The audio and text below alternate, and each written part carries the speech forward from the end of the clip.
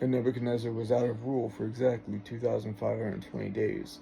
But Daniel explains when you get to the second part of the prophecy where the hand appears on the wall, he explains to them about the differentiation and that there's another part of the prophecy. Okay, so it gets interesting. So basically, now what we have to do is figure out when did Babylon fall, right? Because Daniel says that there will be two Babylonian. They say there'll be two Babylonian empires. The first one was the one with Nebuchadnezzar. The second one is the one where the Antichrist will appear, will be come on deck, and will set the stage for the Antichrist. He will be the leader of the new Babylon. That will be his platform, his government. So, in order to find out a rough estimate, or I would say rough estimate of when this is going to take place, we have to figure out what year, when did the Babylonian Empire fall? Okay, and then once we find that, we'll go forward 2,520 years and figure out where that puts us. So we know from the clay tablets that were found that that I mean they kept immaculate track of everything that took place when Babylon fell. And they said God had given Babylon away 2 days prior to that hand being on the wall. Now that comes out to Tishri, but it's actually, and I'm going to butcher this too, Tishratium 14, and that happened in 539 BC. We have that right off the clay tablet. It gives the exact date, okay? Now we take that. Now it's important when you do translations to note that you always do translations with the Hebrew calendar. So first I had to start with the Babylonian, translate that to the Hebrew, and then go from Hebrew to the Roman. So the 14th Tishratium, I don't know, I'm butchering that, of 539 BC, if you go forward 2,520 years, that brings you to Tishri 14, okay, the same exact Jewish holiday, in 1982. Now, if you convert that to the Roman calendar, it comes out to be October 1st, 1982. So then I went and I said, okay, did anything happen on this day that was of importance? Because 1982, what happened? So I did some research.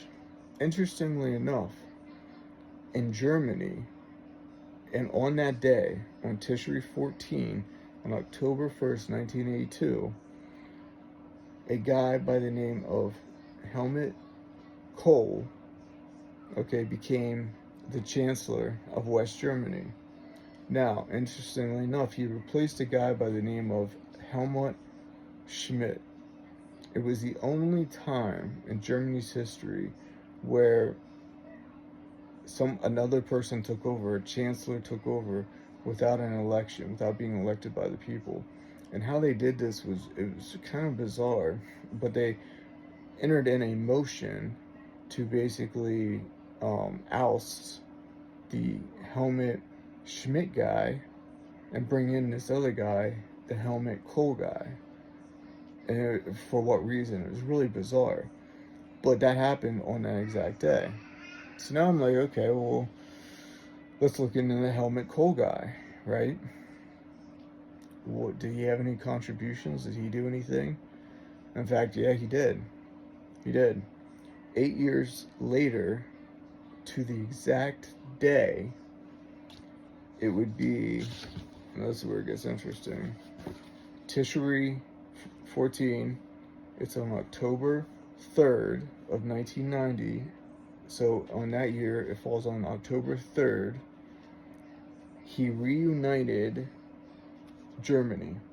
That's when he took the wall down from East Germany and West Germany and reunited Germany. Now, why was Germany separated? We separated because of World War I and World War II. Destroyed a bunch of factories because we never wanted Germany to rise up and have that power again. So now he reunited Germany together on 8 years to the exact date on Tishri 14. So the Babylonian Empire fell on Tishri 14 in 539 BC. Following me, 2,520 years later, this Helmut Kohl guy, non-elected, takes over West Germany, Chancellor of West Germany. 8 years to that date, he reunites Germany again on Tishri 14. They're all the same dates, guys. It's crazy. Now, here is the interesting part. If you keep reading Daniel 4, you'll read that the dream is that when the band of iron is removed, the new roots can't even read my handwriting. New roots from the same tree, right? So that makes no sense.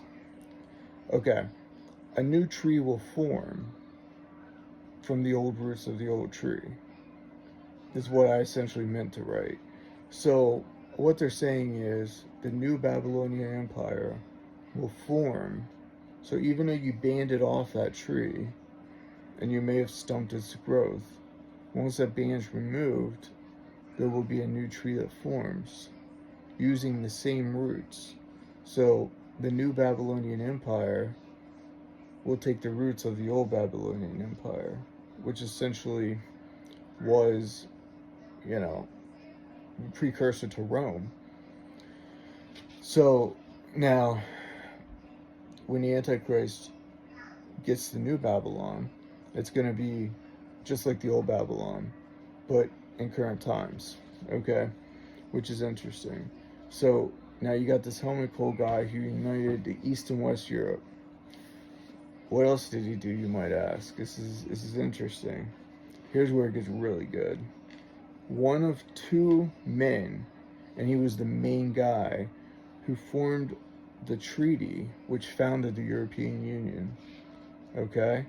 So he was the main guy, one of two of the guys who formed the treaty which later turned into the European Union.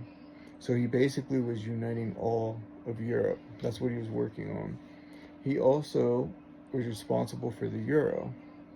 Now it's interesting because if you look at the 2 euro coins, when I mean 2, I mean denomination of 2 euro coins, he designed that. And what does that design look like? Is a woman, naked woman riding a beast, a wild beast, which is described in Revelation. It's exactly the same phrase, the woman who rides the beast. And that was what he chose to put on the 2 denomination euro coin. It's crazy.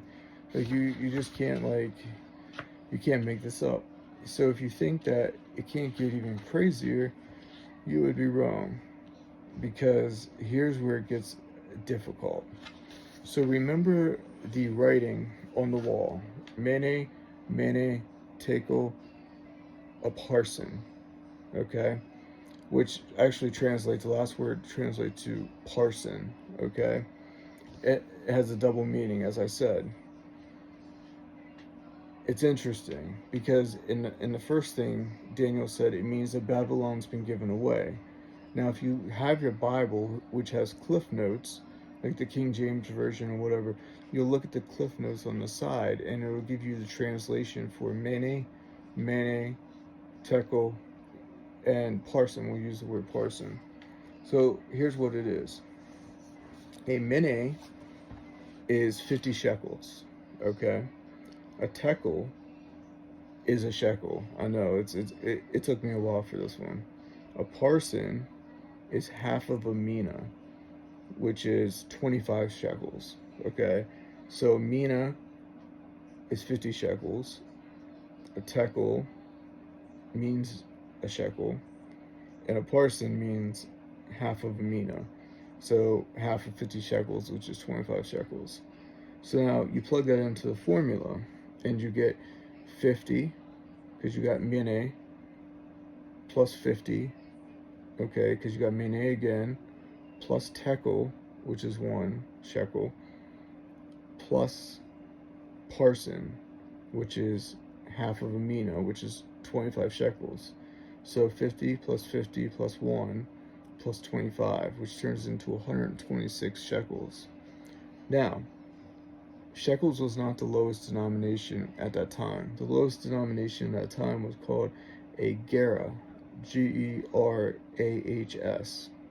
So now what we do is we take 126 shekels times 20 gerahs, and you end up getting 2,520 exactly. So it has another double meaning. If you translate the mene tekel parson, so it means in those times it meant to Nebuchadnezzar, hey, listen, Babylon has already fallen. God's already given it away. Sorry about your luck. You know what I mean? And then if you look in the Cliff Notes of the Bible, it'll tell you the translation of mene tekel parson, or parson, which translates to parson. And it's 50 shekels, 1 shekel, and then half of a mina, which is 25 shekels. And that gives you that.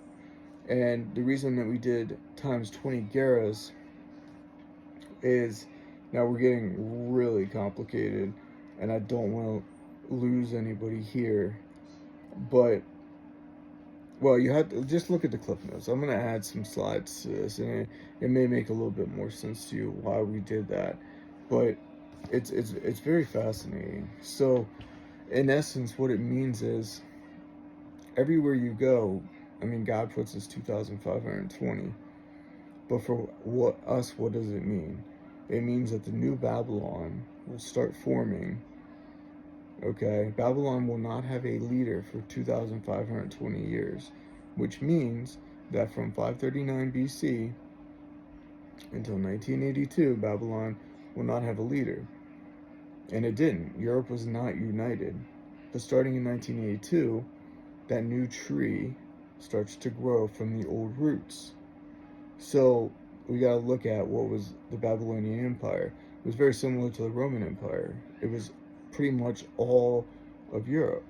So that's what we're seeing, is the new Babylon take place. And it started in 1982 with this guy, Helmut Kohl, who just popped out of nowhere, didn't get elected, took over West Germany chancellorship, and united Germany back together.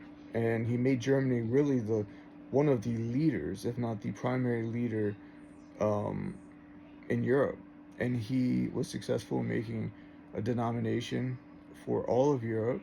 He by the time that he retired from politics, which I believe was in like 2002, and then he died in 2017, he saw the coming together of the European Union, and that you can go over Europe and use euros anywhere in all the different countries. He united Europe again. So he brought this back together. So he did his part on setting the stage. So starting in 1982 is when the new Babylon was formed. And so now we are just waiting on, the antichrist to be set. And it's interesting because if you look at the UN, or let's not even go with the UN, I'm going to put a slide up here that shows you the Tower of Babel versus the new building they built in Brussels, and they ended up modeling it exactly like the Tower of Babel. Okay, the European Parliament. Why would you? I'll add some slides to this, and it'll be, you guys, I think, will find it interesting. Sorry for all the math. I tried to make it as brief as I could. I skipped some parts to make it not as boring and not as confusing. Hope I didn't lose anybody, but these numbers all add up, and it's weird. It's all Tishri 14, and even this year, the UN Pact for the Future fell on none other than, I'm sure you can guess. So it's very interesting.